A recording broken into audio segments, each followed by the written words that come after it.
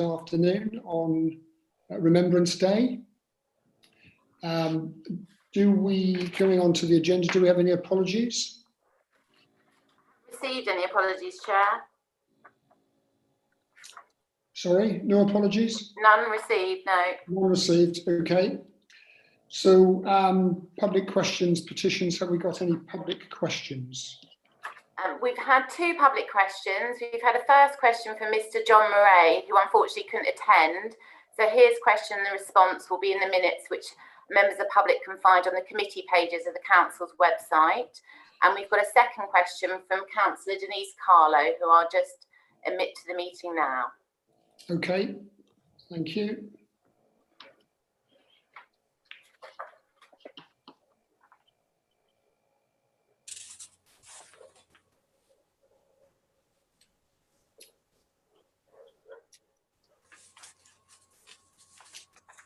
Denise, can you hear us? Yes, I can. Yeah, thank you. Okay. Did you want to put your video on, or did you want to remain? Yes, I'm not sure how to put it on. There's a little sort of video sign should be on your screen, and it's probably got a bar across it, which means that your video is not on. If you just click on that, that will remove the bar. But if there's a problem, we can hear you very clearly, so you can go ahead and ask your question. What now? Yes, if you'd like to. Yeah. Oh yes, sorry. Thank you. Yes, yes, I can't see. I've lost. I can't see how to turn on my video, so I'll go ahead with the question. Yeah, thank you. Okay, that's fine. Okay. Yes, in his response to the resident who submitted a petition on Hayham Park to the City Council on the 22nd of September 2020, Councillor Packer said that free tennis sessions would be available to low-income households and schools. However, the integrated impact assessment refers only to free taster sessions and to low-cost tennis for kids starter courses at a cost of £24.99. The assessment states that Norwich Park's tennis membership at £35 per household per year is affordable and will reduce inequalities in Norwich. However, many households in Norwich are suffering poverty and cannot afford to put food on the table, let alone subscribe to Norwich Park's tennis and pay for a tennis racket and coaching sessions.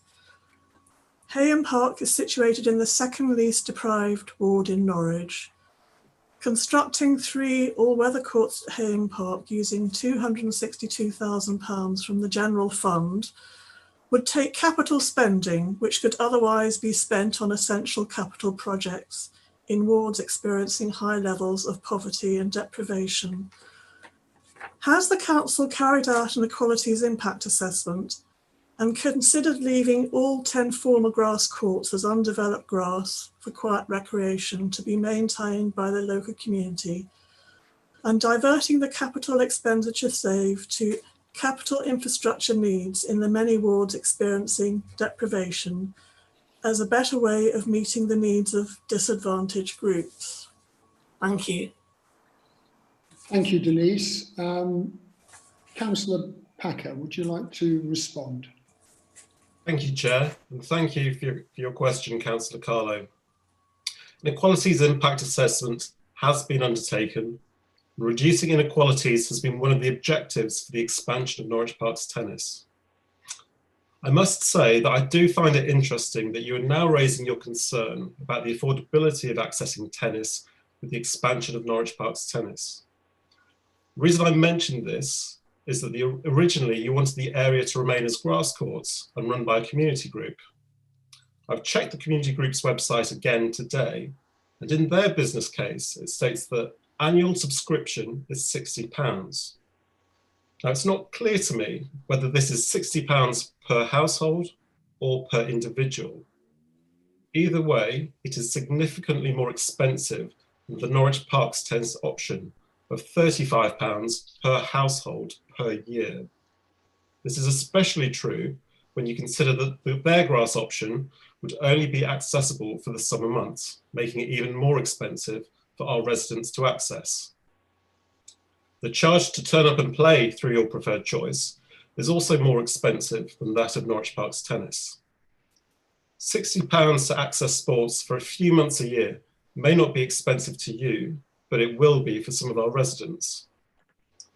I'd also highlight that every ward in Norwich has residents who are facing financial difficulties, particularly following the impact of COVID-19. There are residents in your ward and streets close to Hyam Park who have great concerns and face daily worries about their financial situations. If you need me to take you on a ward walk so that you can see where people are struggling in your ward, just let me know. Based on the positive impact that the award of this contract will bring, your proposal is not deemed suitable because it would not involve returning tennis to Hyam Park, enabling access to sports facilities every day of the year for extended hours, creating a hub which will support other tennis facilities. It does not have a focus on making tennis more financially affordable, and it does not increase usage of the park outside of normal hours, which would potentially reduce antisocial behaviour. This could have prevented the arson to the tennis court pavilion at Hyam Park. In your question, you reference funding of services in areas of deprivation. I will highlight to you again that the £262,000 for this project is being used for both Hyam Park and Lakenham Rec. Lakenham Rec is situated in an area of higher deprivation than Nelson, so I'm expecting you'll applaud this action. The courts at Hyam Park will act as a hub, with the income generated from its use helping to sustain facilities in other parts of the city, which include Lakenham Rec and Waterloo Park, two spaces in areas of high deprivation in the immediate area around Hyam Park. Focusing on my portfolio, for complete clarity, as an administration, we are indeed investing significant funds in our open spaces across our city, including in areas of less average wealth than Nelson. Just a few examples include £40,000 invested in refurbishing damaged infrastructure at Wenston Park, £62,000 invested on 20-acre wood to improve access of a new hard surface path from Erland Green Lane in Larkman Estate through to West Erland Community Hub, doctor's surgery and schools. We have a town's funding application which has been submitted for £80,000 improvements to West End Street multi-use games area. A £157,000 investment for Erland Park toilet block replacement, plus Slough Bottom Park toilet refurbishment and the addition of disabled facilities is also taking place. And we are also working with the Wentham Residents Association for Parks to deliver a £47,000 project which will dramatically improve West End Park, with the aim being to increase use, improve community cohesion, reduce antisocial behaviour, and provide a space that the local community can be proud of. So this just reflects some of the spending under my portfolio. So it is clear to me that you do not want this project to go ahead. I do find it, though, hypocritical that you say you're concerned about affordability of a service when you are championing an alternative option, which appears to be possibly at least twice as expensive for our residents to access compared to the City Council option. As a council, we take a whole-rounded approach to investment in services across the city. Our residents should feel that they have a stake in and can access all parks, regardless of where they live. Looking at our investment and work more widely, let me conclude by making this as clear as possible. We are a Labour administration which works incredibly hard to help all of our residents. We understand the challenges, particularly that the most vulnerable members of our city are facing. We are one of only a few councils which provide 100% council tax reduction for the most financially vulnerable. We are investing in our vital Pathways Homeless partnership to eliminate rough sleeping in our city. We have also been building award-winning eco-homes for our residents and will continue to build more houses, something other councils can only dream of. And all of this despite continued cuts to our budget since 2010. I'm proud of what we are achieving as a City Council and only wish that every so often you might acknowledge some of the fantastic work we are undertaking in such a difficult environment. So in summary, we will deliver this project. We will prioritise widening access to services to all who can benefit from sport and the enjoyment of our shared open and green spaces, regardless of their postcode. We will keep putting social inclusion at the forefront of all that we do, and we will do this because we are a Labour Council and very proud to be one.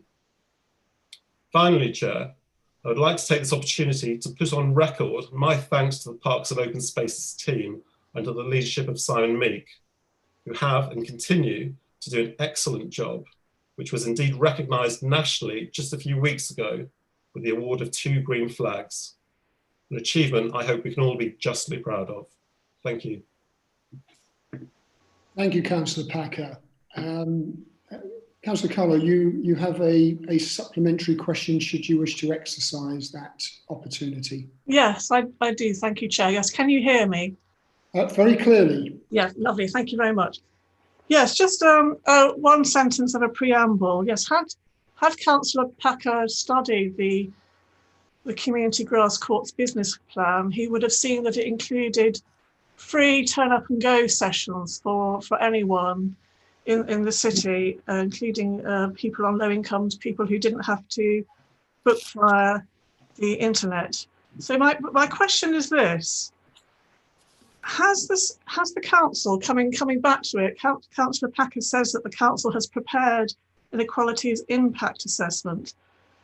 Will the council publish, because it hasn't been available, publish an equalities impact assessment, or in some other way publish documents which demonstrate compliance with the public sector equality duty under section 149 of the Equality Act 2010?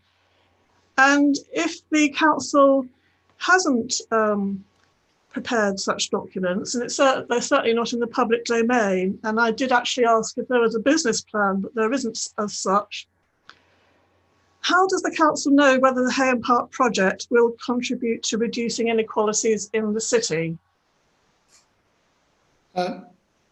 Thank you, Councillor Carlow. I'm going to ask Bob Cronk to respond to your supplementary. Thank you, Chair. My screen froze at the beginning, but I think I got the essence of Councillor Carlow's questions. If I missed anything, perhaps you could just give me a nudge. As Councillor Packer mentioned, an impact assessment has been undertaken, and should Councillor Carlow wish to see that, that can be provided. I think which was your second point, how can we show that Norwich Park tennis is reducing inequalities? I think two points to make on that. One is clearly the expansion of Norwich Park's tennis, which is proposed through the award of the contract later on in the meeting, is an increase from the existing provision in other parts of the city. And we can start to see both the reach of that provision and identify some of the individuals that are using that provision. The second part is as the programme rolls forward and the provision of the low cost or free provision will be the requirement of the contractor, and we're just about to start procurement of that. The detail of what we will put in that tender will define how we expect that provision to be provided. And as we, for example, increase the number of courts through Norwich Park Tennis, it does maximise the reach of those courts to the residents and communities that your question is related to. But that will be the detail that we will be looking for the new contractor to provide. Okay. Thanks very much, Bob. So that finishes the public question. We've had question, answer, and supplementary and response. So I thank you for your time this afternoon. Denise, we know this has been a process, but it has been one that has been clearly demonstrated to have been democratically arrived at, and we look forward to people enjoying tennis both in Higham and with upgraded facilities on Lakenham Rec early in the new year. Okay, thank you very much. Let's move on. So we now move on to minutes. Are they an accurate record? People happy with that? If you can indicate by holding up your hand. Yeah, thank you. And so we now move on to item 5. Yes? Sorry, did I miss declarations of interest?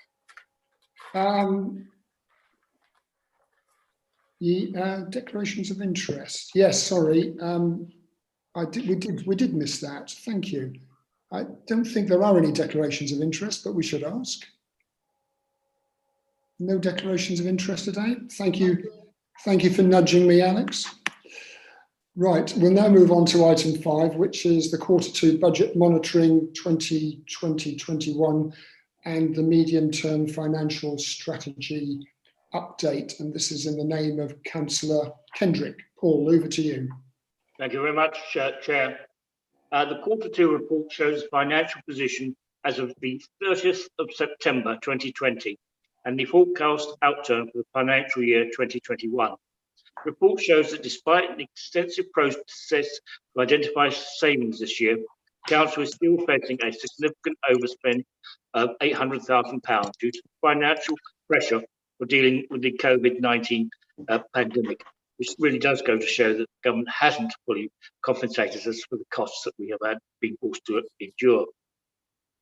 Through implementing a successful emergency savings strategy combined with some increased government funding, the Council has reduced the financial impact it faced earlier this year, but there is still a substantial gap. And this is without taking into account the impact of the second national lockdown. Key forecast variants from the budgets are set out in Table 2 of the report. Additional grant fundings and details of its use are set out in Tables 8 and 9. Housing revenue account is impacted by the pandemic, and the revenue budget is forecast to be overspent by 1.1 million. This is mainly due to the projected loss of income in relationship to housing rent and services charges. This is partly offset by the forecast underspend on repair works caused by the COVID-19 restrictions. Capital. As at the end of June, the General Fund Capital Programme is forecast to underspend by 28.6 million. The variation is in relation to the 25 million commercial property acquisition budget. This activity has been halted pending the outcome of Her Majesty's Treasury's consultation over the borrowing terms for the Public Works Loan Board. In addition, there have been delays in the number of projects due to COVID-19 restrictions, and these are set out in Table 16. The Housing Capital Programme is forecast to be underspent by 19.67 million. This is based on an analysis of the impact that disruption caused by the COVID pandemic is expected to have on the delivery of the housing revenue account stock, upgrade and new build programmes. The report asks Cabinet to recommend to the full Council the improvement of additions to the General Fund Capital Programme as detailed in paragraph 27. The additions include £500,000 for IT investments in laptops to enable flexible working for all Council employees. The report requests Council approval to delegated authorities, the Director of Strategy, Communication and Culture, in consultation with the resources portfolio holders to award a contract to purchase new laptops following a procurement exercise. Cabinet is asked to note the decision taken by the 151 officer in consultation with the leader and portfolio holder for resources to form a business rates pool with the other Norfolk local authorities for the financial year 21-22. Further details are set out in paragraph 30. Cabinet is asked to note the decision taken by the Chief Executive in consultation with the leader and resources portfolio holder for the Council to enter into a loan agreement to provide Norwich City Services Limited with £200,000 of working capital Finance to carry out urgent depot roof repairs. Further details are set out in paragraph 35. The medium-term financial strategy. The report sets out, as part of the ongoing budget work, the Council's medium-term financial strategy continues to be updated and refined. Council is currently in the process of setting the budget for the next financial year and is waiting on further assurances over funding from the government. On current estimates, it leaves the Council facing a budget shortfall of 5.2 million next year, alongside the continuing impact of COVID-19. This therefore requires some tough decisions. The report sets out the key risks assumptions in the medium-term financial strategy and the ongoing work to refine these. Obviously, I'd ask members to approve it, but once again, I have to stress that the financial compensation given to us by government to cope with the COVID crisis has been wholly inadequate, as it has indeed with other local authorities up and down the land. Again, I would ask members to note. Thank you. Thank you very much, Paul.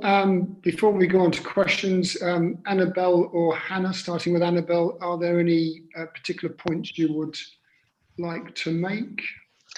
I think it's just, did Councillor Harris want to come in first? Or? No, I'll take some observations, then I'll bring in Councillor Harris. I think it's just really important to acknowledge the amount of activity that's going on in the council, and I think this report kind of brings it together when you see the number of recommendations that we've got at the start of the report. Even in doing first drafts of this forecast outturn, you know, we had a document on the Friday, by the Monday it was out of date. So this is kind of how fast we're having to move in relation to managing our resources. And it is a positive update in the fact that the government gave us another tranche of money. That does mean that the in-year financial position is improving, but we cannot underestimate the amount of work that everybody's put into actually getting us to the position we're at. The positive movements from your original assessment of where COVID would take you to where you are today is a credit to you all. And I think I just want to say thank you to my colleagues, whether they're CLT, budget managers or the finance team, to be able to give us this oversight and transparency of what we're dealing with is just fantastic. I do want to just take you to the medium-term financial position though, and I think it's really important that we kind of acknowledge how we have more challenges coming our way with the current known information. Now, I think I've explained to Cabinet before, being in the last year of a settlement is one of the hardest things to do as a 151 officer. It makes my medium-term financial strategy work with yourselves very, very difficult to plan ahead more than the individual year. This is our second year we're going to have a one-year settlement. So I need to make sure everybody understands that context. Until we get the spending review information, we don't know what our grant position will be for next year. So we're having to do our medium-term financial strategy based on current assumptions with what we had last year. So again, there are lots of risks and assumptions around this, but the figure that I need to take you to is the one that just highlights that we are looking over the medium term at a £12.4 million gap. Now, these aren't just one-off challenges, these are ongoing, sustained, positions that we need to address and bring the budget back in online. We are moving forward with the current plans in relation to utilising some of your reserves. You did a previous assessment around your risk reserve and how much you need in the general fund reserve, and fundamentally we are utilising those reserves over the medium term. We can't be doing that forever though, so again it's about bringing the budget into a sustainable position over the medium term, and we do need to be working with central government around the local government funding formula to support us to do that, because it's not a challenge we're just seeing, it's a challenge that's being seen up and down the country. But again, I just want to close really with there are a lot of recommendations there that just shows the volume and agility of how we're working, but I thank everybody for helping us bring this together. Yeah, thank you, Annabelle, and Cabinet would echo those thanks. Hannah, is anything you'd like to add? I think Annabelle's covered most of it, but just to add in terms of reiterating what Councillor Kendrick said, obviously the forecasts we have here reflect the position at period 6. They don't necessarily include all of the impacts of the second national lockdown. We're working very hard now with teams to understand what they are, so we can factor those into the next update to you. Thanks, Hannah. So I'll start with Gail.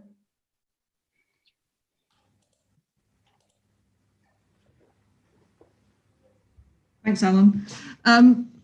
I would really like to thank the officers for the enormous amount of work that goes into producing such a detailed report, which is so informative and helpful to our way forward.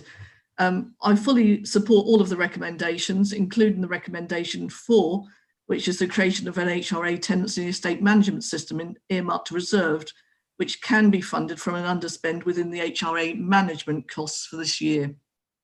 As Paul has mentioned, the housing revenue account is forecast to overspend by 1.142 million, and that is mainly due to the anticipated increase in bad debt provision relating to dwelling rent income, although it is partially offset by savings in the HRA dwellings repair budget.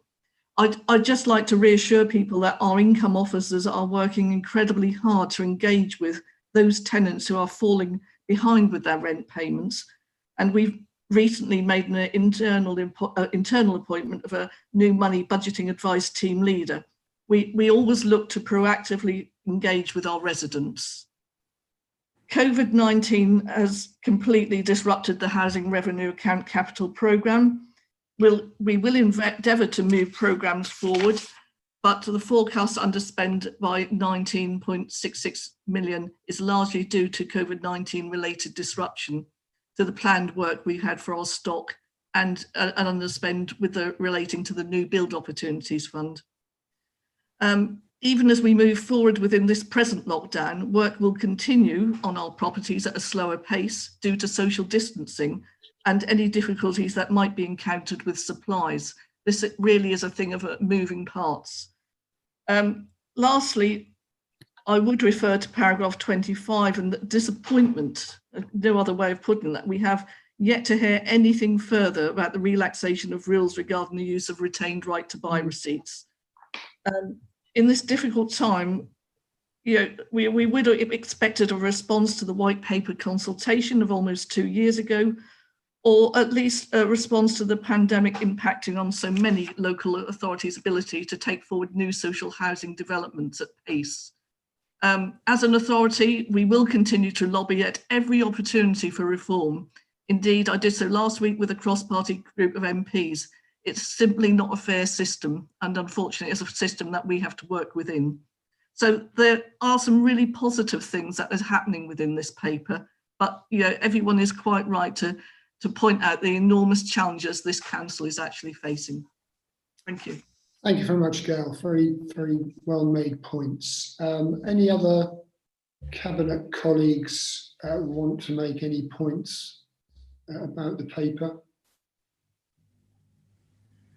Okay. Opposition colleagues, James? And then yes, thank you, Chair. Just picking up on Councillor Kendrick's final point, which talked about the challenges in general fund budget being reflected in councils up and down the country. I'm just interested in getting a sense if it's available on sort of where we are on a scale compared to sort of comparable councils, whether we think we're more adversely affected in Norwich than others, and also just to get a sort of understanding of where the lobbying is on central government in terms of via the LGA or other groups in order to try and pick up some of the shortfall that we are undoubtedly facing at the moment. Thank you. Paul, did you want to respond to that, or do you want me to come in? Well, I mean, I couldn't say out of all the councils exactly where we are, but obviously there's some pretty terrible horror stories really come out of this. For example, I think Luton Council will be an example of this, where they've had to lay off several hundreds of staff as a result of the financial pressures placed upon them, because also obviously the COVID crisis has seen a dramatic decline in fall revenue from Luton Council. But there are many other councils that are in an equally precarious financial position, and indeed it may well be that some will be asking for Section 114 relief in the coming months.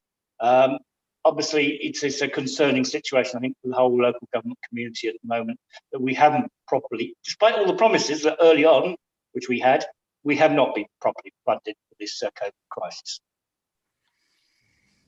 Thank you. Thank you. Right, James, that's your question. I mean, I would simply add to that we have made representations as a group of Norfolk councils. I think the two or three councils have been particularly adversely affected. The county council, ourselves, Great Yarmouth Borough Council. There's a kind of differential impact, though. Other councils are better placed.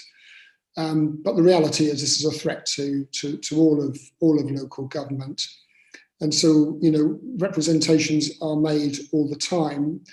And I have to say, to a direct question that was asked on one of the phone-in sessions or webinars that we have with communities and local governments, the direct question was asked, will we be recompensed for the resources we have lost in terms of responding to COVID and secondly to the impact on our budgets to COVID?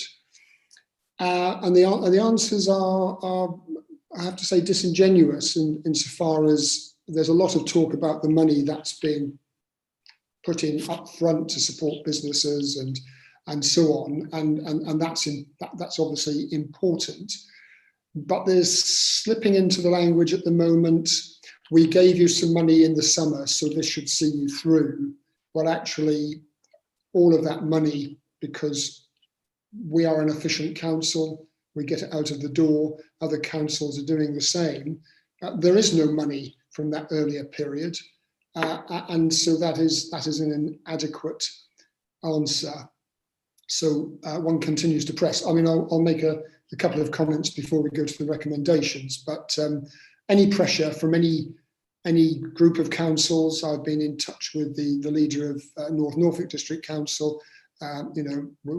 She is pressing her colleagues in the Liberal Democrats as well to make the case to government. I think we all are. Jamie, thank you, Chair.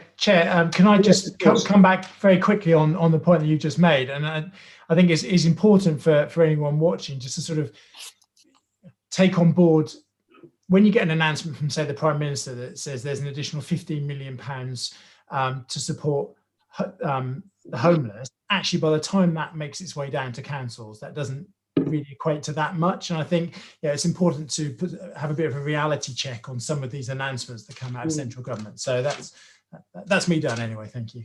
No, it's a very good point. One should test rigorously the announcements of the Prime Minister on the funding coming to local councils and local communities. Jamie, you've been patient.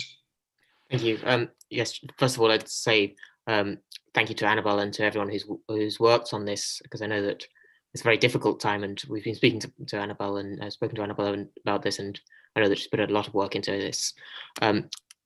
My question is actually picking up on something that Councillor Harris said about the retained right to buy receipts, and I was going to ask about the whether there was any indication of, is the government going to be changing this? What's your assessment of changing this really counterproductive policy?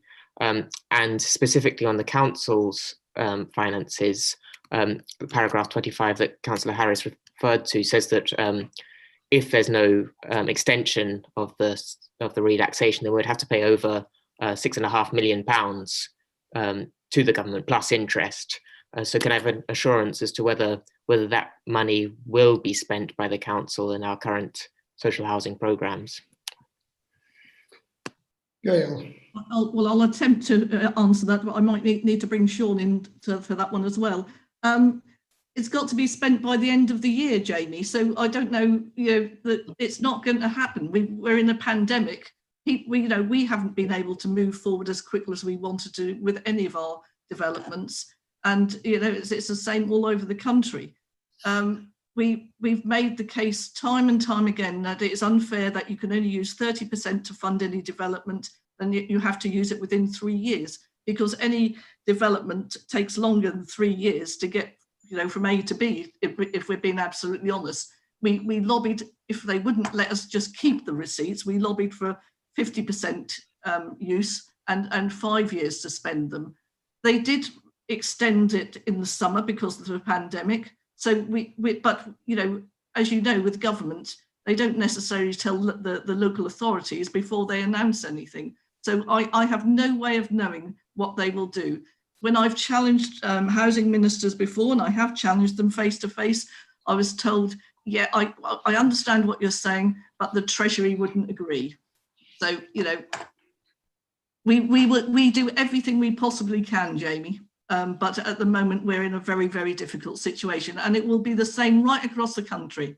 Right across the country. London is slightly different because they do pool their resources. So even if you aren't using it in one borough, it might be used in another borough. But you know, it's stacked against us because the government doesn't want, you know, believes in the right to buy, and quite frankly, you know, I don't think that's helping any of us at the moment. Sean, did you want to follow on from that at all, please? No, just really agreeing with what you've said, really. A couple of years ago, there was a consultation, as you said, that suggested that there may be an extension of the deadline up to 5 years to retention, and possibly up to 50% of the receipts could be used. We've been reassured a couple of times, or well, several times since, that the government is still looking at that, still considering that, and there hopefully will be a response to that soon. In the meantime, we hope that there is an extension to the current arrangements, because obviously, despite the fact that many schemes and potential purchases and you know, land, etc., that we're looking to invest in to build new social housing, there were plans in place. All of them have slowed down, beginning to start to pick up momentum again now. But obviously, there's been a massive delay, which has resulted in this potential issue where we will have to pay over an amount of money if something doesn't change. Thank you, Sean. Are there any more questions? No. Well, before I go to the recommendations, just a couple of things I would like to add. So this report, as Paul and Annabelle have said, you know, recognises a significant amount of work that's currently being done by the council in terms of a range of funding initiatives to meet the needs of the city. And for many of us who have been involved with local government for, you know, the last decade, this is a familiar narrative. This is about central government not funding local government properly, and we kind of frame the debate around the dynamic between local and central government, and we make the case that we should have more resources, and government says it's giving us the resources but in a different way. And so on. But what it reveals to me is a couple of things. And I think honing in on the medium-term financial strategy illustrates the structural flaws in the system of funding for this council and other councils. In the last decade, we've had austerity, but the government has countered with the proposition that as it withdraws funding from the centre, revenue support grants, what it has done is given councils the opportunity to generate their own income. And we have had to respond to that, and we've been successful in responding to that. But it's a system that's bust, and it's bust because of COVID. COVID has revealed all sorts of problems in our society, the flaws, the weaknesses, the tiering of the social fabric, and the funding of local government and other public institutions which are, as it were, kind of cash-driven. Universities being another example. Their funding model is based on the number of students they get through the door and tuition fees. And those models are not working. And what we're expecting of government is to sit down and work with us to think of a sustainable system of local government finance going forward. And yet, what we have coming forward, and picking up Annabelle's point about how do you deal with the fag end of a spending review, how do you assess your needs in that period, is another year of kicking the can down the road. And one can understand that up to some point, but there are some fundamental shifts that government can make to stabilise local authority budgets.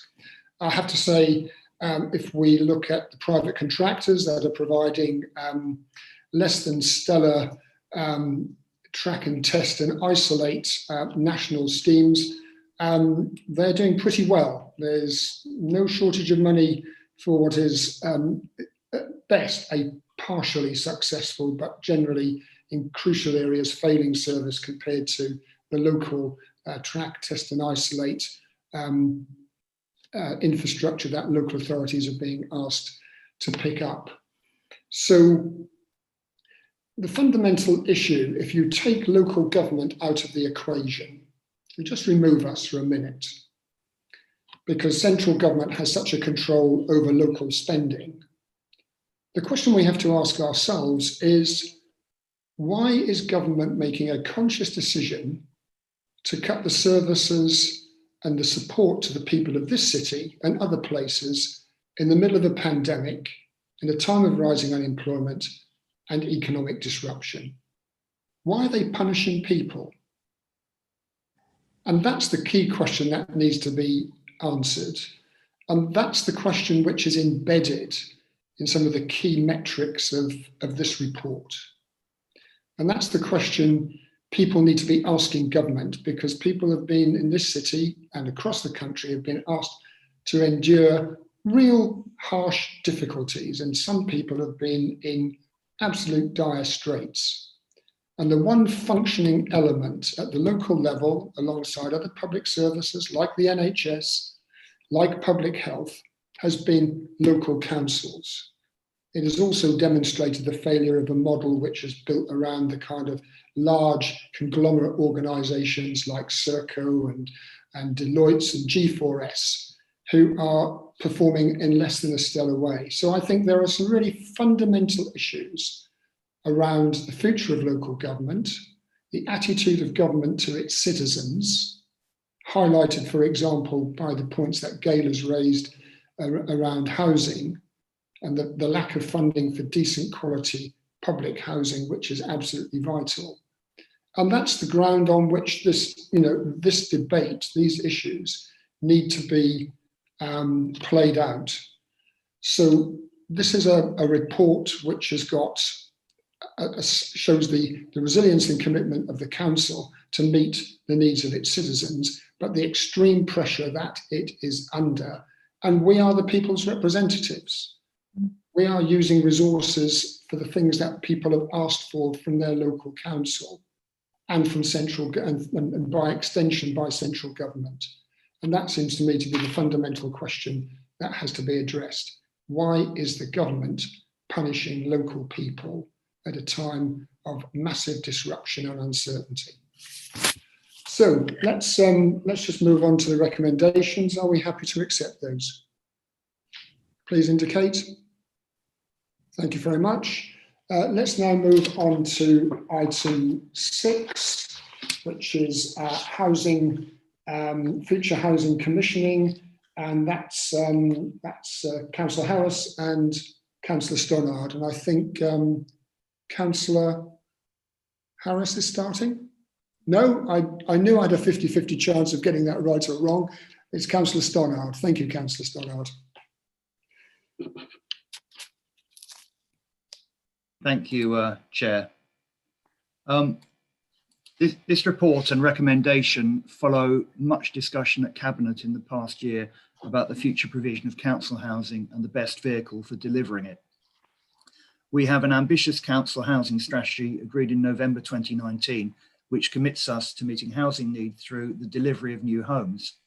One element of this ambition is to provide good quality, well-maintained, affordable homes to meet local housing needs within a safe, clean and well cared for neighbourhood. Earlier this year, Cabinet agreed a review of the Council's approach to commissioning of housing development. This review was to include the identification of a pipeline of development sites to be taken forward by Norwich Regeneration Limited and other means of delivery. A housing commissioning board was set up and work is being done to identify housing need in the city and identify a pipeline of sites to meet that need. There also has been an appraisal of the HRA business plan to identify the available financial resources and an assessment of high-level delivery options available to the Council. Cabinet also has previously agreed next steps, including procuring specialist advice to assist decision-making on the delivery options and budgets to take forward design work on 3 priority sites for development: Mile Cross Depot, 3 Score Phase 3 and Argyle Street. The report sets out progress on delivery options and priority sites. In terms of delivery options, East of England Local Government Association were commissioned to assist decision-making. it was recognised that there would need to be a different approach on different sites, and the work concentrated on how the council could build its capacity to build at scale. 4 delivery options were considered, of which 2 were set aside and 2 were given detailed consideration. The 2 given detailed consideration were in-house delivery and delivery through a wholly owned company, or WOC. The report compares the performance advantages and disadvantages of these 2 options and notes that there are merits in both, which should be weighed by the council.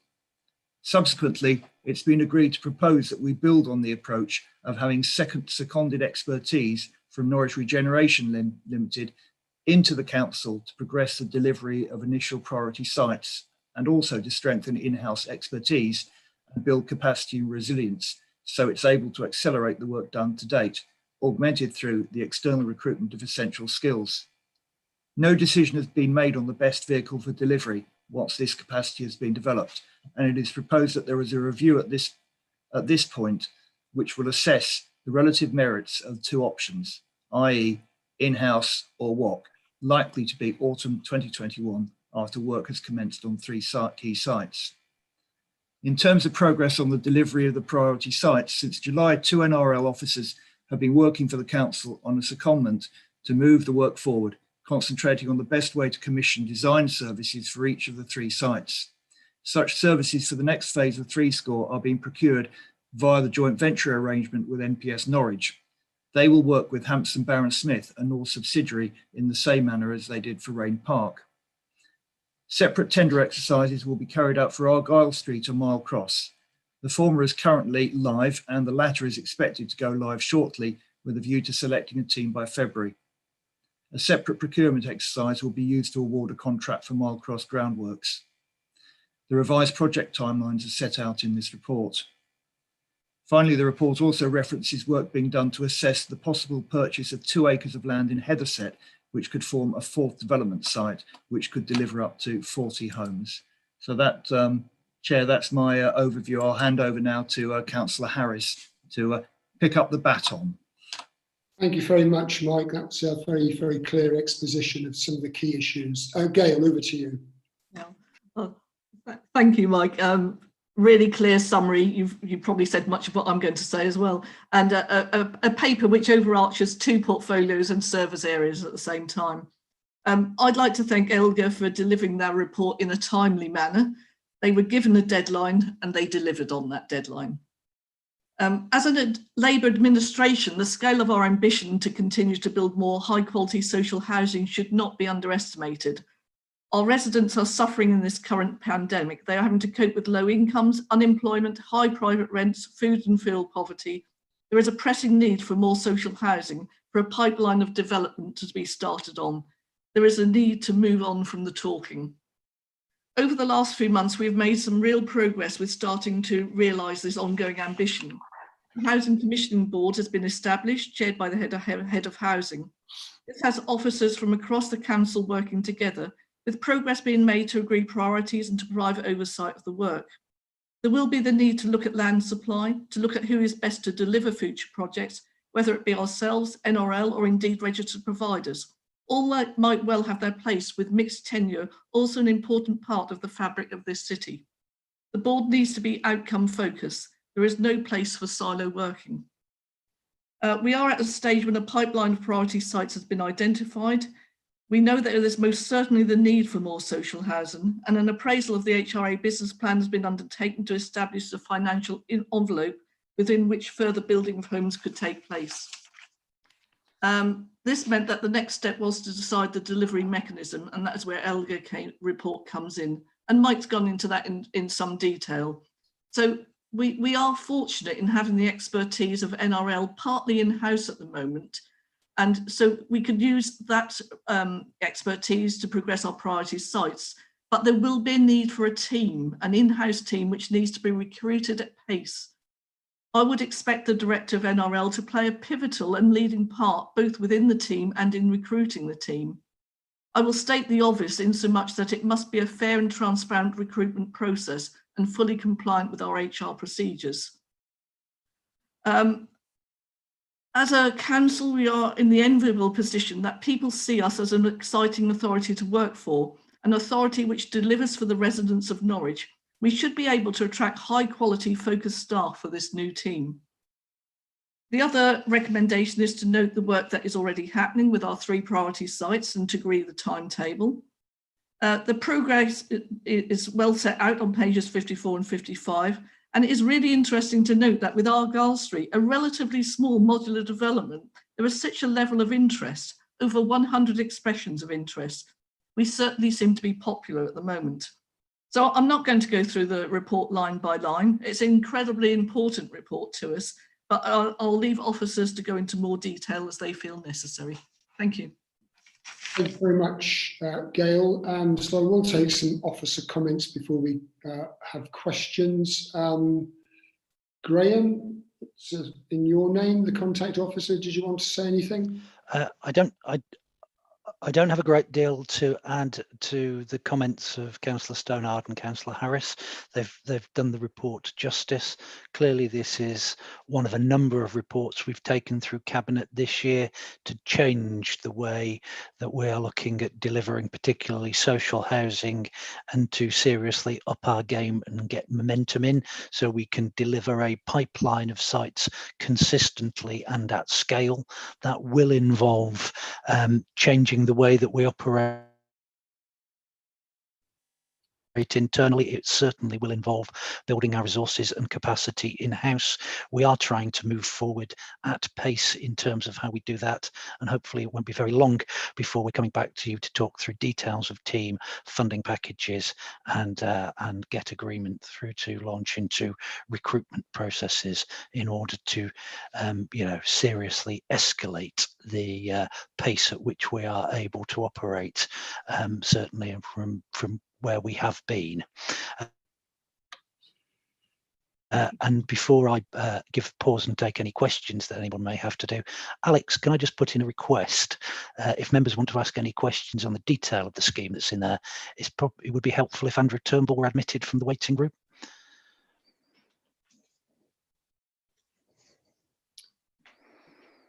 So while we're waiting for Andrew, Bob, is there any points you'd like to make?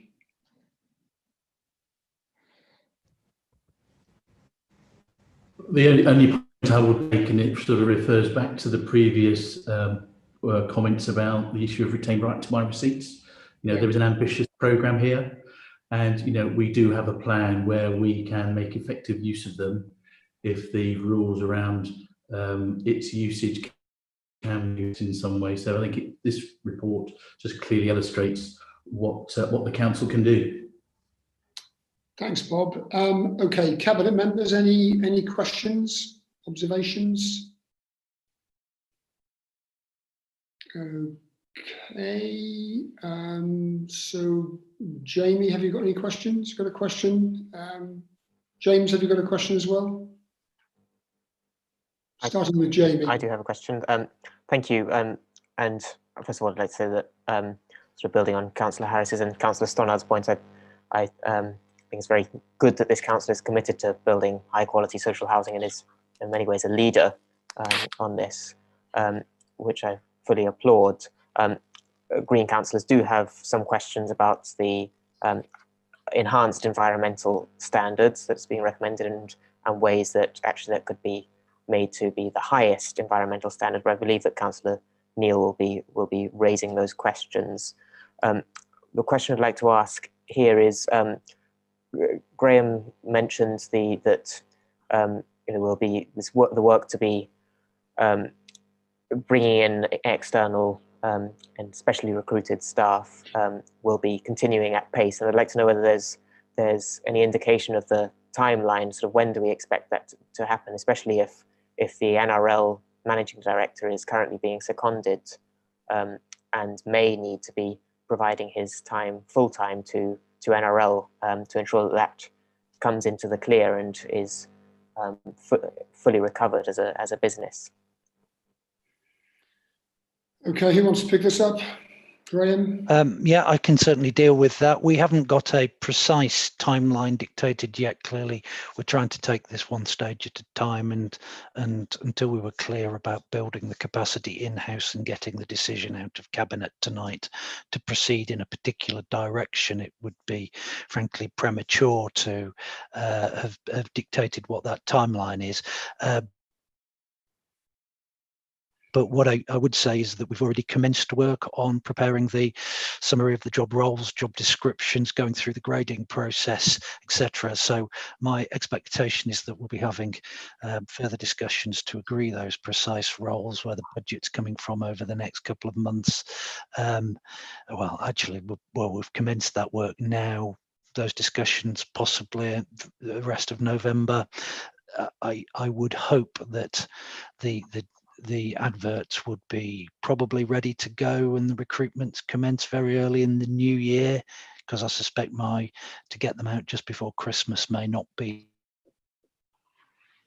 the ideal timing in terms of hitting the market. At the moment, we haven't reserved a precise timetable, but essentially we're trying to move that forward as fast as we can within our current resources, whilst clearly we are managing several other things, particularly the response to COVID and the lockdown at the moment, but we are proceeding with as much pace as the resources allow. Thank you, that's very helpful. Thank you. Okay. James, you have any questions? I don't have a question, I only just want to say that I think, having looked at this report and having heard what's been said this evening, it's quite exciting that we continue with this ambition to build houses. And I think probably the building of social housing is one of the issues where there is absolute unanimity of members on the council as wanting to drive that forward. So more of this, please. Okay, well, that ringing endorsement, I think we better go to the recommendations while we're ahead. Yes, it's an excellent report. Olga did us a very good piece of work here, and that's again a very encouraging piece of progress. So we look forward to it delivering good things for us. Recommendations on page 49, recommendations 1 and 2, just to get it moving. All those in favour? Thank you very much. Okay, let's move on to item 7, which is the award of a contract to facilitate the Norwich Park's tennis expansion at Hyde Park and Lakenham Recreation Ground. Councillor Packer. Are you muted at the moment, Councillor Packer? That's it. Thank you, Chair. It does feel like it's been a long and winding road to get to this stage of the MPT expansion. Indeed, during this time, we've had the birth of our 2nd and 3rd children. Finally, here we are.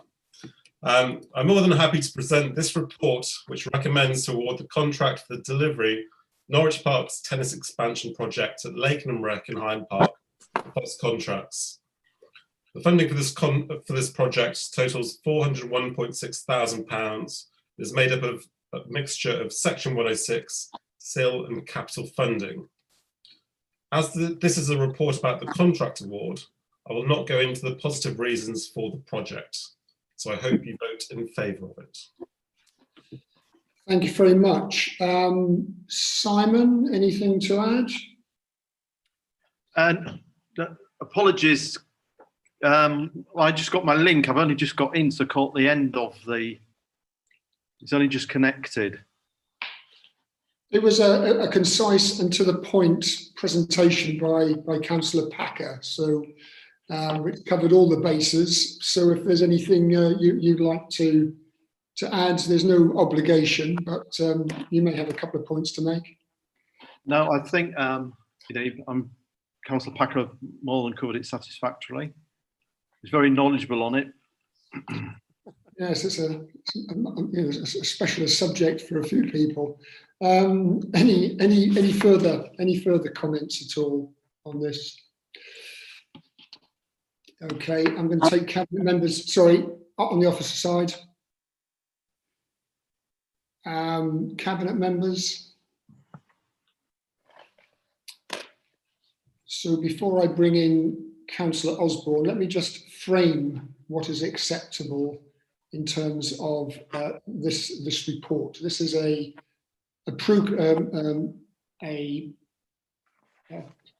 proposal for a procurement process.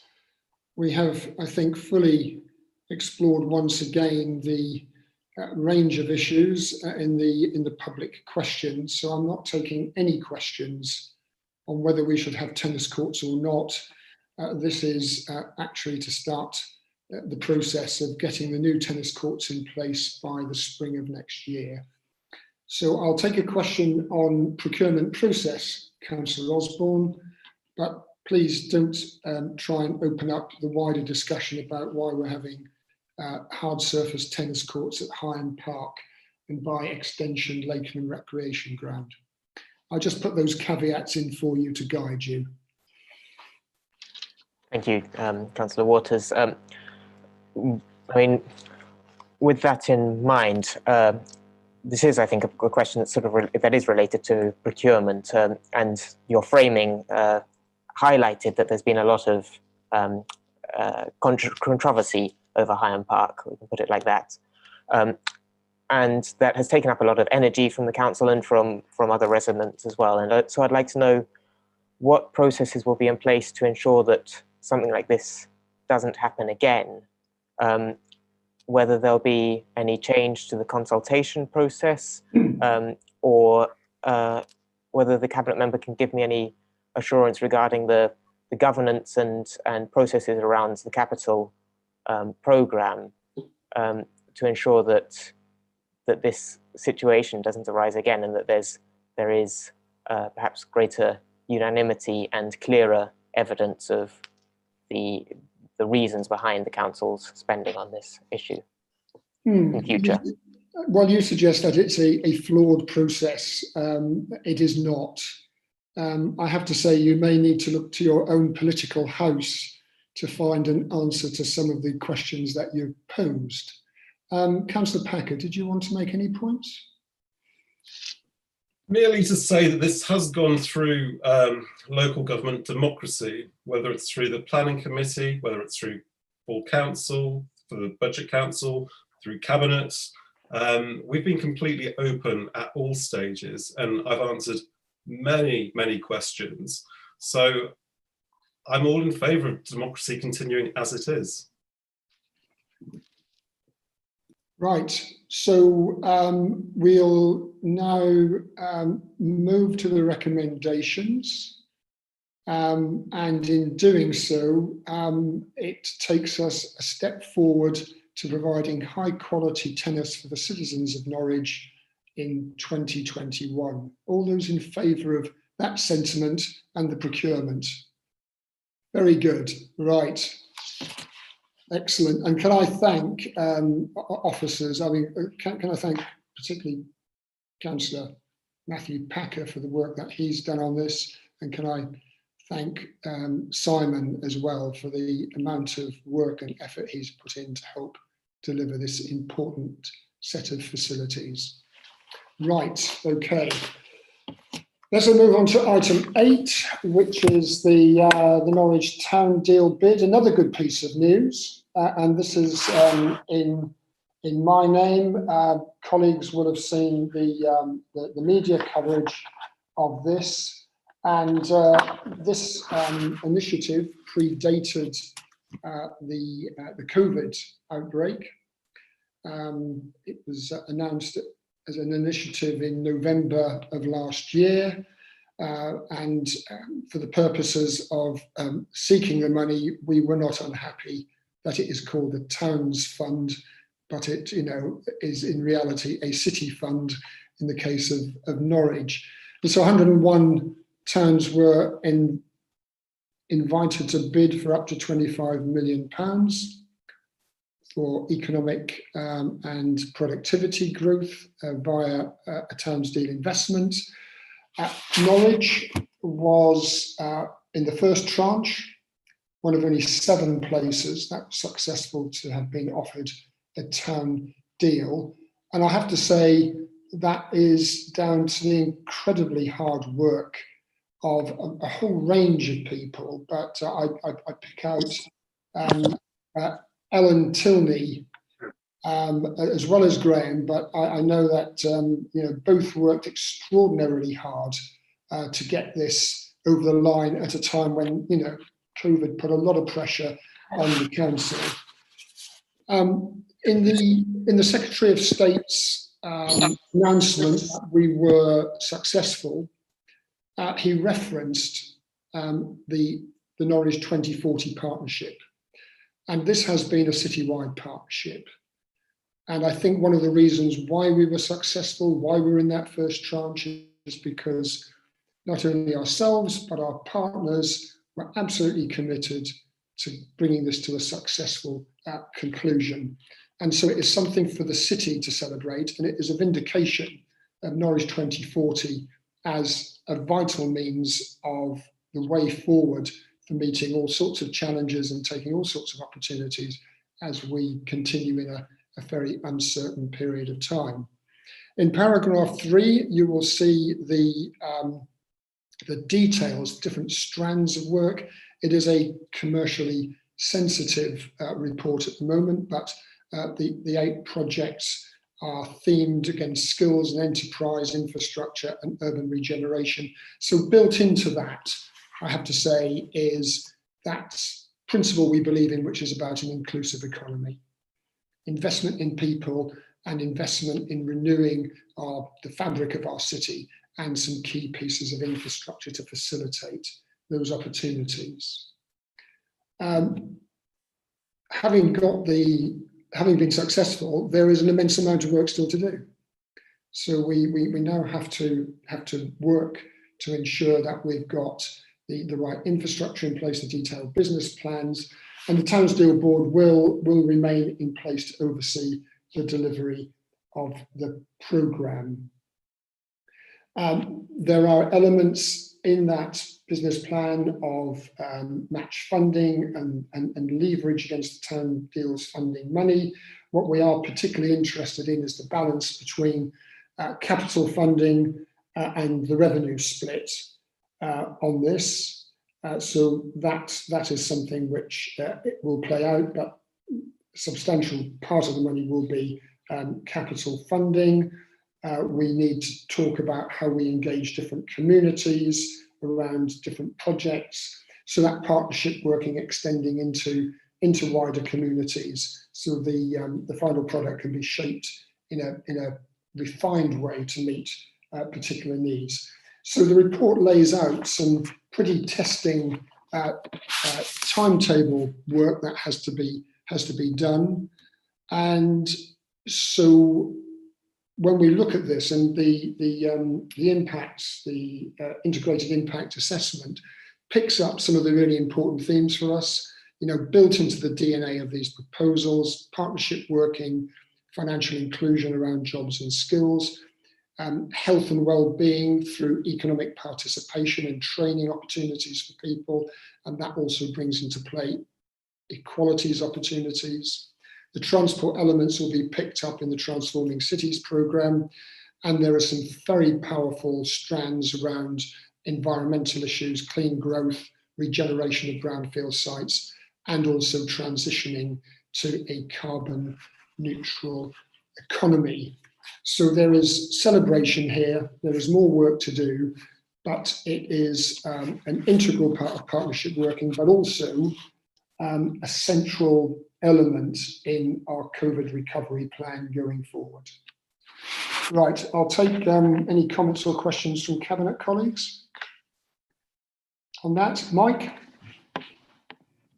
Yes, obviously this is tremendously good news for the city, and we got the full amount that we needed and that we bid for, and we didn't have to do any scaling back. We've done incredibly well, and I think again it's a testament to the quality of our officers first of all, and also the quality of our partnerships. And when you look at how successful we have been in a number of spheres at getting government grant money, not just this, but for transport infrastructure, for cycling, there's a whole range of areas where the quality of our officers and the quality of our partnerships has ensured that we can be successful. And I really don't mind being a town for the purposes of this. I remember when I first came to live in Norwich in 1978, learning very quickly that anybody who got on a bus and asked the driver for a ticket to town was very quickly told it's not a town, it's a city. Or a taxi driver come to that. I've never made that mistake again. But anyway, I really, really welcome this. It's a great piece of news and for the economy and for local people. One of the things I should have done was invited Ellen and then Graham to say a few words. Ellen, are there any points you'd like to raise?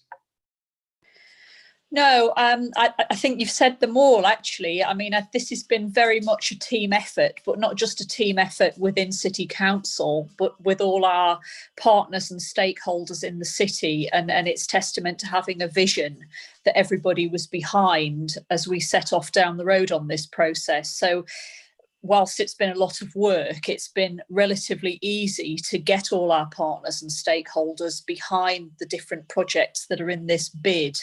You know, it was easy for us to follow because we had that vision, and the projects have almost kind of naturally come out of that, really. So I'm just delighted. There's an awful lot of work to do, but you know, £25 million will make a substantial difference to our plans for regenerating the city and creating jobs, and can't wait to get started. I suppose I should have, thank you, excellent, and again, thank you for your contribution to that.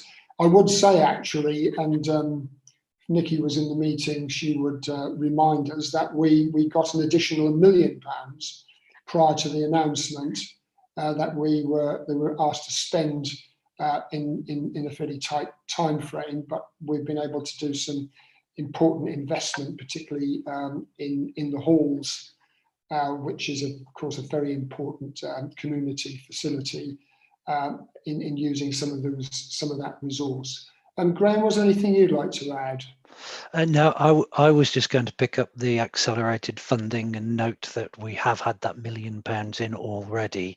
I think we don't want to be counting our chickens before they're hatched in relation to this. We've had the offer of up to £25 million to some extent.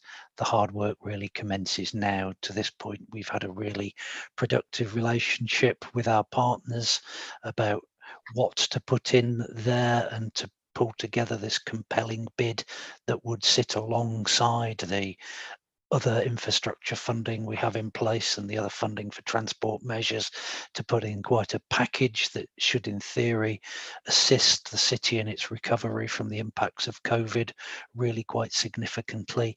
But with regards to this, you've just got to bear in mind that this is the stage where at the offer letter, we've now got to take that forward, work up the detail of the business case and ensure that the money comes through from government in a timely manner and we are able to deliver it in the most effective way and to deliver the outputs that we all want from this exercise. But it's in a good place at the moment. Yeah, thank you very much, Graham. And it's an indication of the importance of being in the first tranche of any government initiative. That's where the opportunities lie for funding and a successful outcome. Okay, any other comments at all, questions? James, I'll take James first and then Jamie. Yeah, James. Thank you, Chair. Just a comment. I think this is a tremendous success for the council to receive this money, and there's clearly been lots of hard work that's gone in.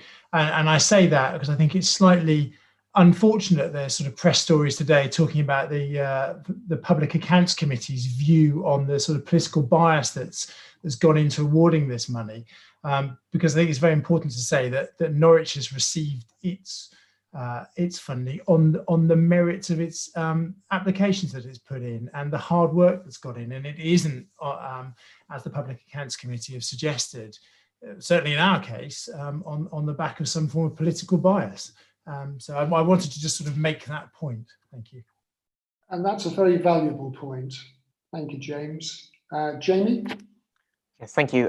First of all, just to sort of echo those congratulations, and I think that this also shows that, you know, the level of partnership working that the council's been putting into this and planning shows that what councils can do if we get money from government. Just sort of returning to that earlier discussion that was had about sustainable funding for councils from government, and councils can be leaders in regeneration, and I'd like to see more of this. But my question, if I may, is about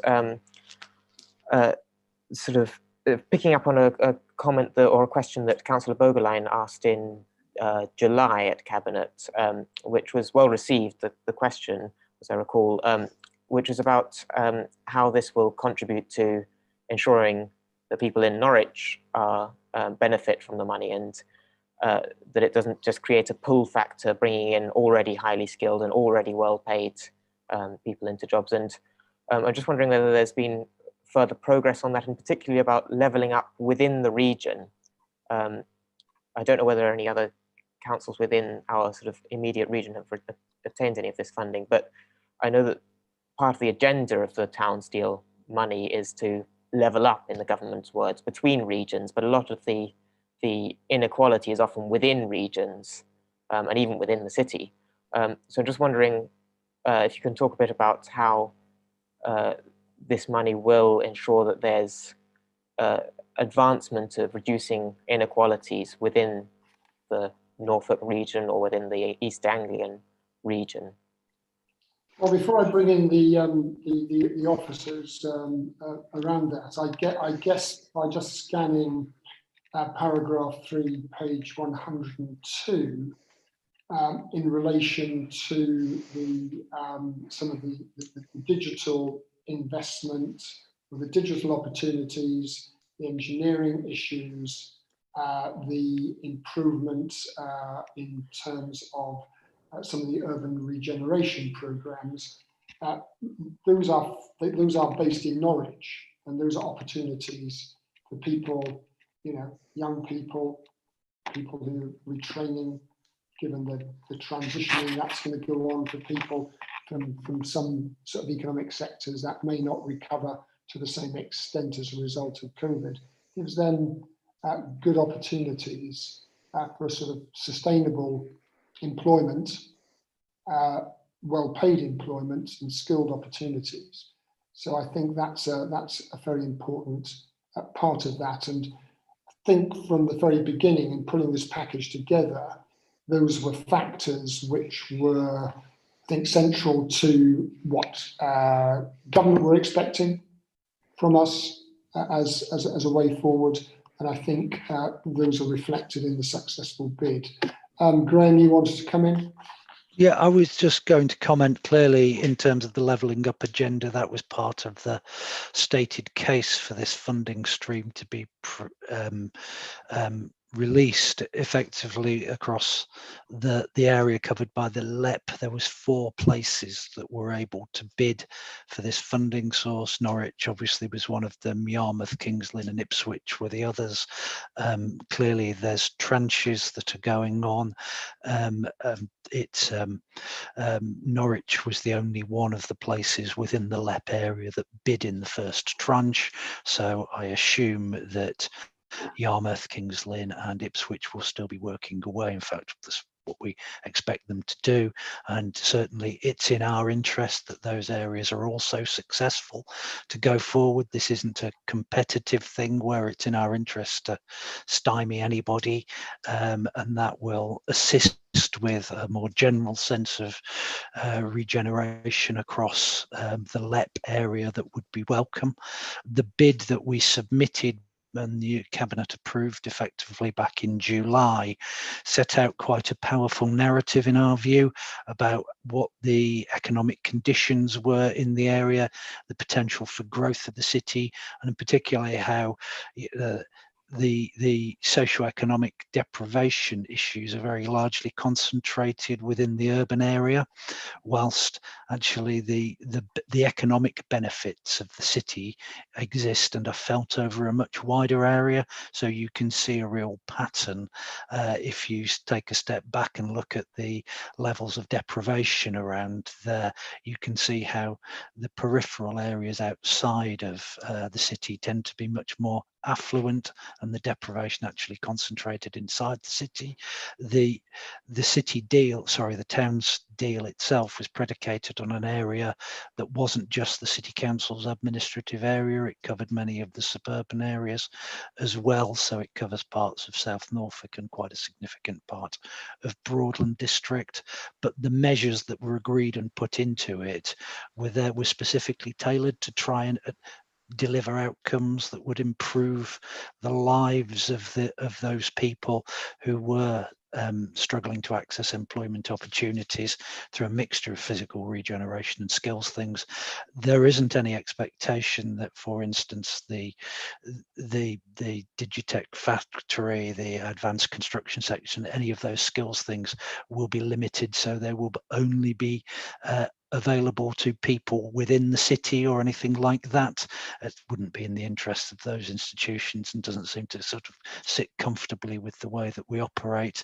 But I think it's been tailored to ensure that I think it drives forward the maximum benefit for the city without necessarily being exclusive.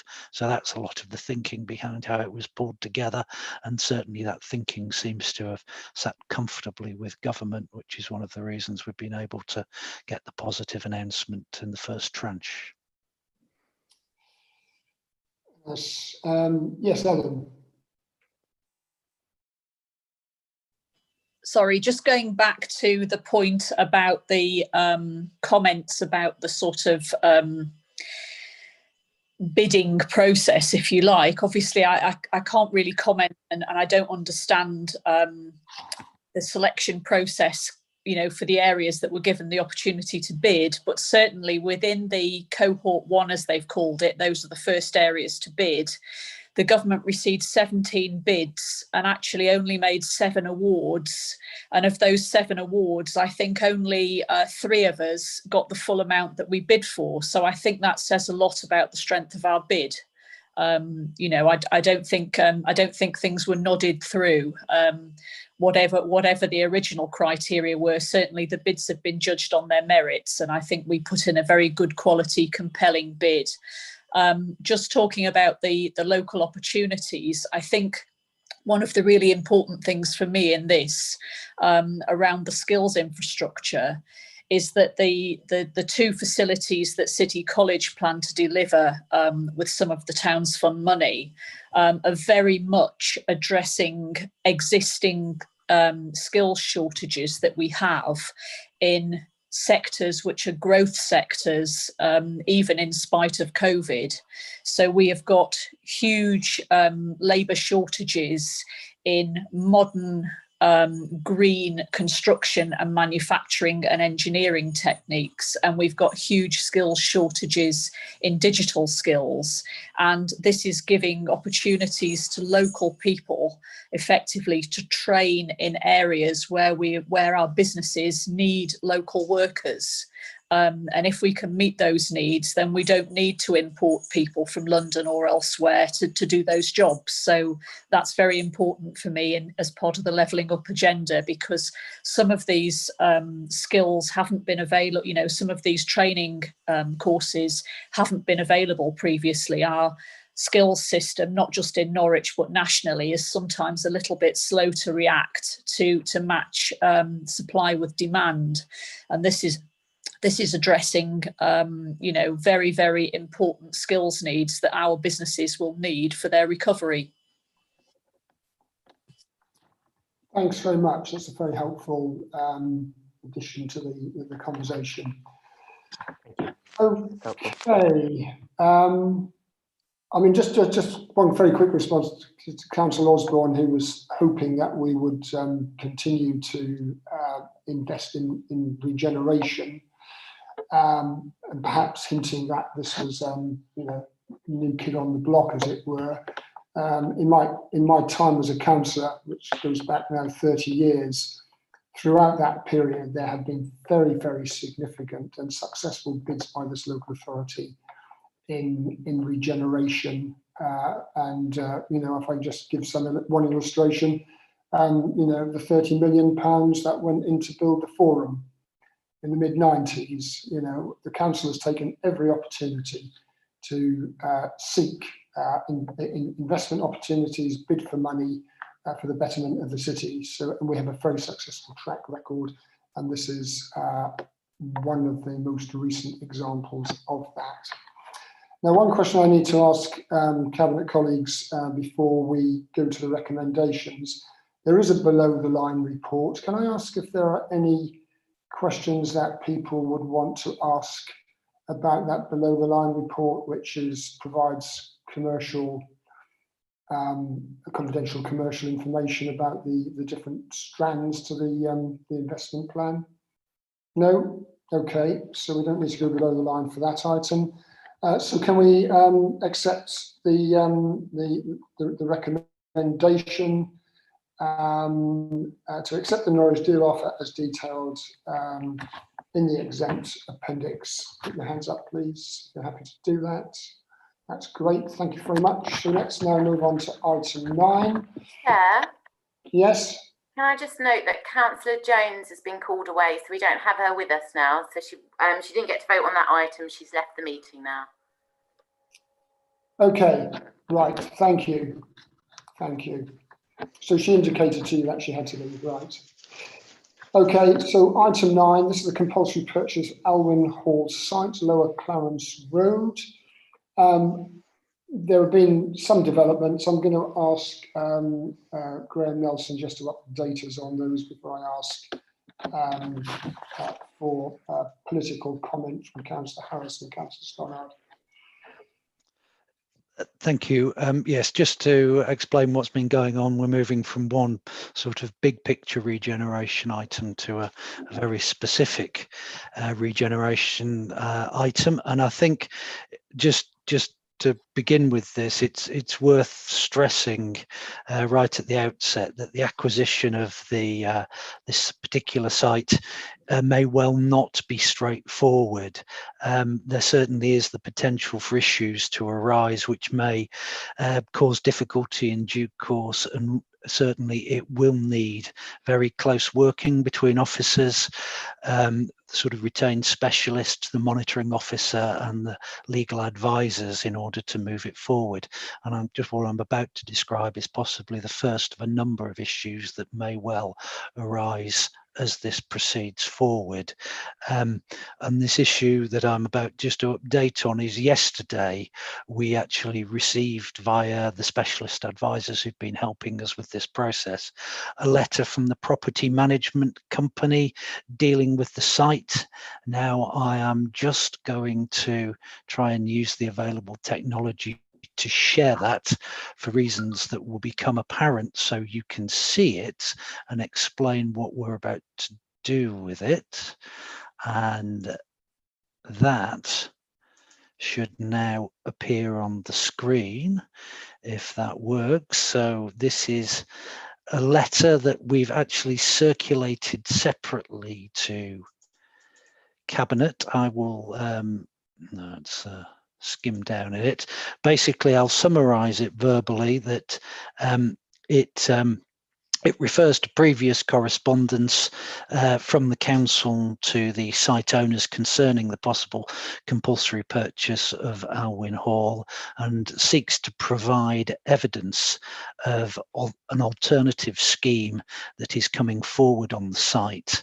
The evidence that it does refer to is that a planning application was submitted via the planning portal yesterday for the redevelopment of the site. Attached attached to this letter were various receipts from the planning portal. But as of this afternoon, the local planning authority hadn't actually received that application in Norwich. That's not especially unusual. There's normally a couple of days delay while the planning portal do the processes and make sure that the money has indeed been banked before they pass it on to the local planning authority to commence the validation and registration process. But the reason to mention that is at this moment, officers haven't had the ability to actually even cast their eye over the application that is claimed to be submitted. So we really don't have a sense about how credible, realistic or deliverable it is. The letter goes on to describe the complexity of the process and indicate that over £75,000 has been spent in terms of planning and professional fees by the applicant to date, and then describes us in proceeding with the compulsory purchase order as is proposed in the Cabinet report as being inappropriate and unreasonable. It asks for the item to be withdrawn from the Cabinet agenda, and also asks that the letter is placed before Cabinet today. Now, clearly the second of those two things, in terms of placing it before Cabinet, we've duly done. The first thing in terms of withdrawing it and not proceeding with the CPO, we disagree, frankly, with the case that's set out in the letter and do not regard what we're proposing to do in relation to Alwyn Hall as being either inappropriate or unreasonable at this point. The things we would particularly point to by way of a response would be that Alwyn Hall has been sitting there as a derelict site, despoiling its area for over 10 years now. In the report, in paragraph 9 of it, there is a summary of the planning history, which does suggest, well, it does show that actually there's been remarkably little activity in terms of trying to bring this forward for development for the past 7 years. We've had regard to the government guidance published by the MHCLG in response to best practice on compulsory purchase, and that guidance, particularly within paragraph 2 of it, notes that if acquiring authorities wait for negotiations sort of to break down before starting compulsory purchase processes, time will be lost, and depending on when land may be required, it may often be sensible to progress compulsory purchase processes alongside negotiations around whether alternate developments may be able to take place. And they stress that that helps demonstrate the seriousness of the authority's intention from the outset in that. So the fact that the application does appear to have been submitted on the day prior to this matter coming before Cabinet is in our view a sign that the actions that we're taking to date may actually be starting to work and is something of a positive indication. However, we do not think it's appropriate to withdraw the proposed compulsory purchase order at this stage. What we do think it's prudent to do is to recognise, though, that we may wish to be flexible on how we proceed with the timing of the CPO that we're proposing, and so as such we'd like to make a minor variation to the recommendation in front of you by inserting a new bullet point under recommendation 2 that's on page 111 of the agenda paper, and that's under the specific list of powers that we're seeking delegation authority in, to add a new bullet point that refers to the timing of the making of the CPO and further steps be added to that list of delegated powers, and that would reflect the fact that there may need to be some flexibility with regard the indicative timetable that's set out on paragraph 29 of the agenda paper.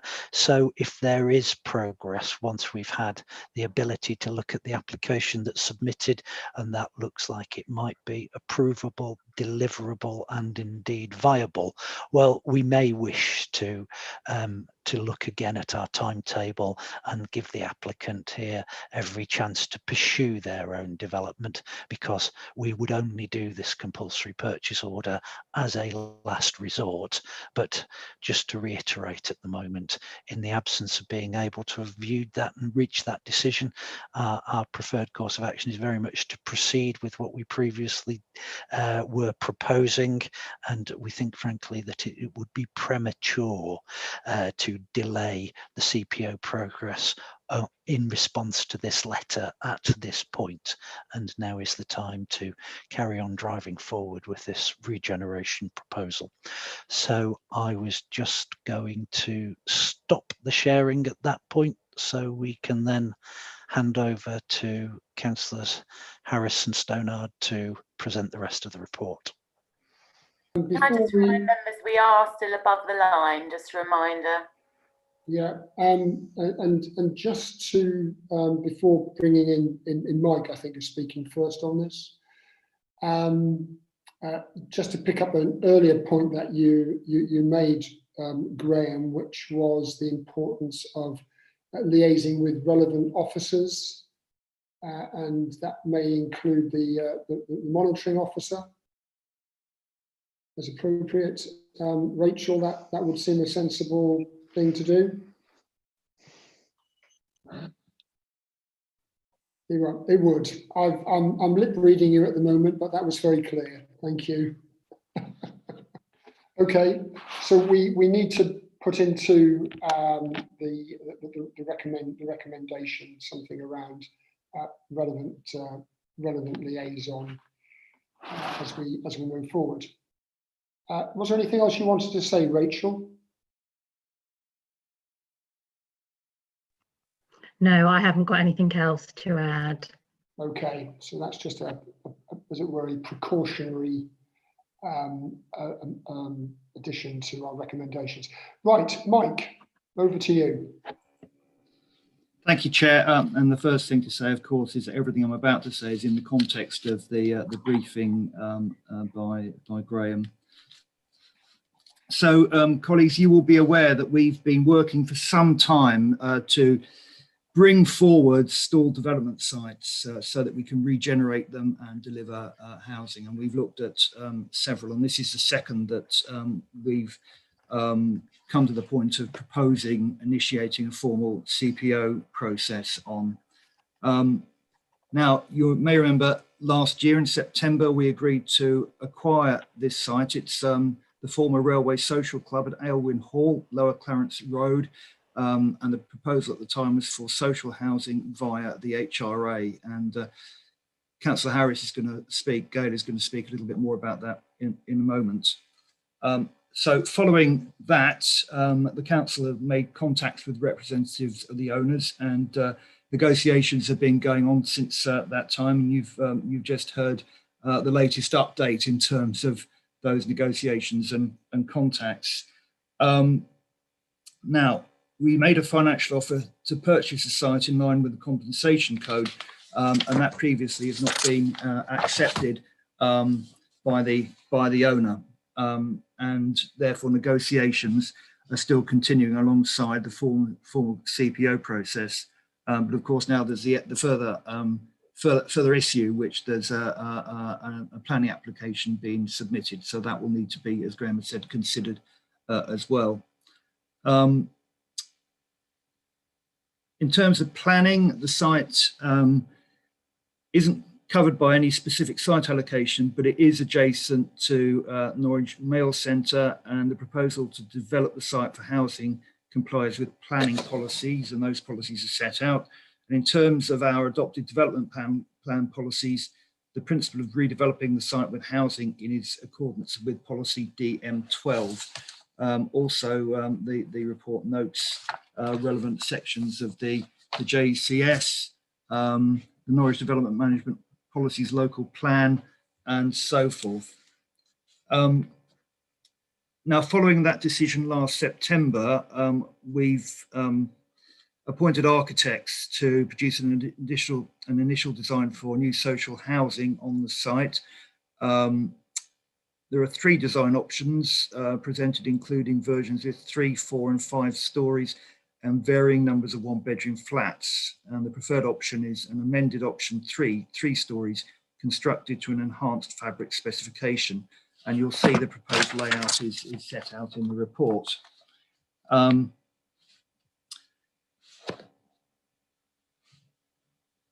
In terms of the CPO process, we've been through something similar recently, so colleagues will be aware of some of the context and and detail.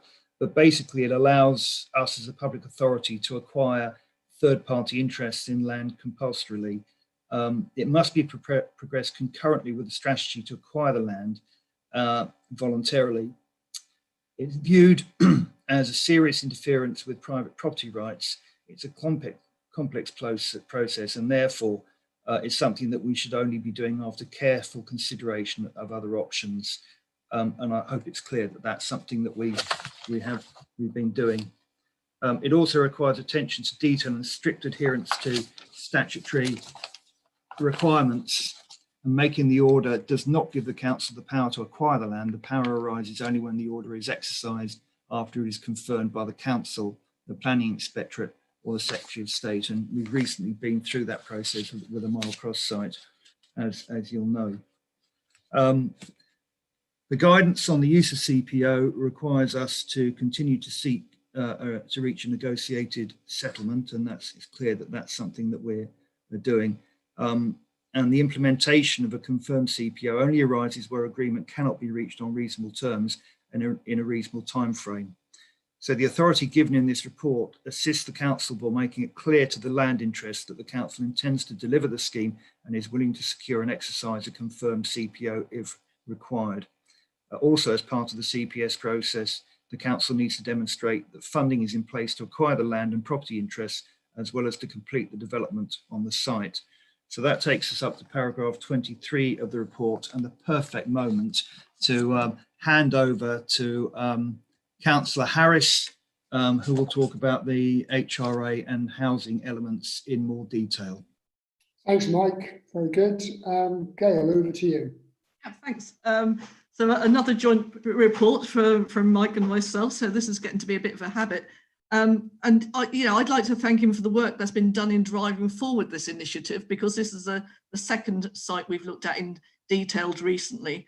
And, these are sites which have become eyesores and attract antisocial behaviour. So thanks to Mike and for Graham for the update, because everything I say will be is in relation, taken on board the information that Graham has just imparted to us. But by necessity, this is a paper about process, a process which must be followed at the same time as continuing negotiation with the site's landowner. So, ideally, we'd always want to acquire the site by agreement, but now, of course, we have a planning application in the mix as well, although we haven't seen it. But this, this will never be a quick win, because this is a site which has been on use since about 2005, I believe, and has the potential for the council to provide more social housing. So it could be used to develop 1-bedroom flats in a sustainable location close to the city centre with really good access to public transport. So, there's so much going for this site if we could take it on to be social housing. As part of my exercise regime this week, I did take a walk to visit the site, and I can only say it can only be described as an eyesore. We cannot allow people to leave sites like that undeveloped, pulling down the whole area. I mean, we've got the exciting prospect of achieving regeneration and delivering social housing, but we have to take on board what the planning application might also have a wonderful scheme within it. But I suppose I have to say that the HRA can afford to commit to this scheme, and I'm happy to support the recommendations which were already listed on pages 111 and 12. and also the new recommendation from Graham as well. So I look forward to being involved in the many steps along the way. Thank you. Well, it'll metaphorically be one way of getting your 10,000 paces in.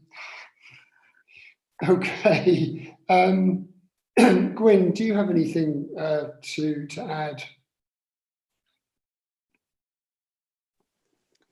I was just going to say that twin tracking proposals isn't uncommon throughout a CPO process. It's not uncommon to have a developer with a proposal on the table at the same time as the acquiring authority may have a proposal that it wishes to take forward.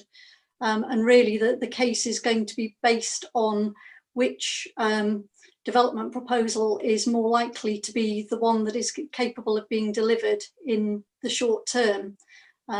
So that, you know, our own case, our own situation would be a case of whether we are likely to secure planning permission. We've clearly got a scheme that could be deliverable within a short space of time.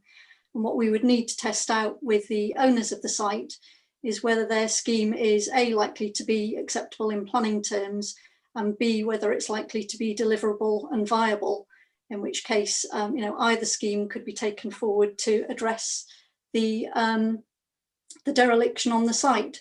I would also say that we're proposing to use the Housing Act powers for compulsory purchase rather than Planning Act powers, and those are specific to our case in terms of delivering social housing, which is needed in the area. That's a very helpful iteration. Thank you, Gwyn. Okay, do we have any questions from Cabinet members on this? No, I think it's been very well presented by Mike and by Gail. James, do you have anything you want to add to this? No. Jamie, I saw a tentative hand.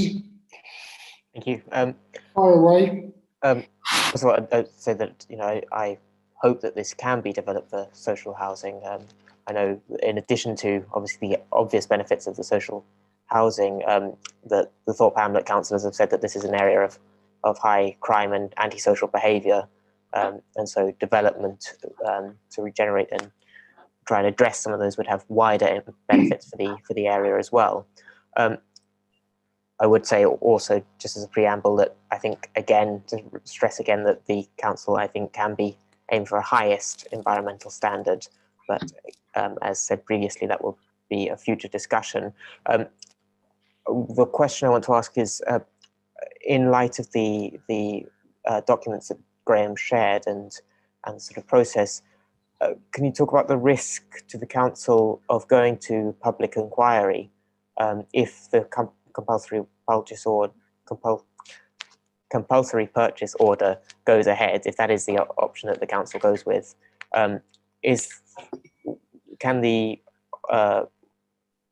current owner take the council to public inquiry, and if so, what would be the costs to the council? Could you talk a bit about the risk of that? You picking this up, Graham? I'm more than happy to. It's very difficult to give you a degree of certainty about what those costs may be. You can make assumptions about it, but until you see the detail of the case, it's difficult to know how much the council may need to spend to successfully defend its position, or indeed what risks it runs in terms of failure to do so. There certainly are risks in this process. You don't do it lightly. As you've noted, this site has been derelict for some 15 years, and frankly, whilst there is some start in a process potentially that may lead to the process that the owner bringing forward the site for development in itself, there's no certainty that that's going to carry on. So it comes back to a matter that if we hadn't have done what we've done to date and invested some time and effort at risk in trying to promote redevelopment, I think there's scant chance that we would have seen any proposals coming forward for redevelopment of this particular site. All I would say, as I think I mentioned at the very start of when I introduced the item, is this is a legally complex and sensitive matter that interferes with property rights. We are having to manage our risks on an ongoing and active basis using specialist advice and our own legal advice on a constant basis. I can't really give you a figure for what the level of risk that we run is. All I can do is offer assurance that we are trying to manage that as best we can. Thank you, Graham. Gwyn, you had your hand up. Yeah, I was just going to say that in terms of the process, clearly if we serve a CPO, anybody has the right to raise an objection to the planning inspectorate. The planning inspectorate will consider what they regard to be a valid objection. A valid objection is not that the owner feels that the level of compensation is inadequate. That's not a valid reason for objecting to a CPO. So there's a sort of clear process to follow there, and clear definitions of what is regarded as a valid objection. Recent statistics that I've heard about planning CPOs that go to public inquiries apparently have around about a 90% success rate at the moment. So the fact that you get to that point, if you've got a sound case for a CPO, the success rate seems to be pretty high nationally. And I was just going to highlight as well that there are some indicative costs that are included in the exempt appendix, where the cost elements of the CPO are set out in a little bit more detail. Thanks, Gwyn, that's very helpful, which does prompt me to ask, given that we've given some very detailed attention this evening, whether there are any questions on the below the line report. No questions. Okay, so I'm going to move now to the recommendations. Now we've had a couple of amendments. Going to put Alex. You look like you're. No, I'm just paying attention, Chair. Excellent, because I'm going to ask you a question, which is just to remind us what we are amending before we take the vote.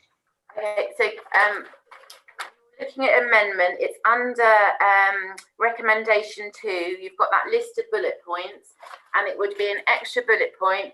Graham, help me if I get it wrong. The timing of the CPO and further steps. So you're delegating the timing of the CPO and further steps.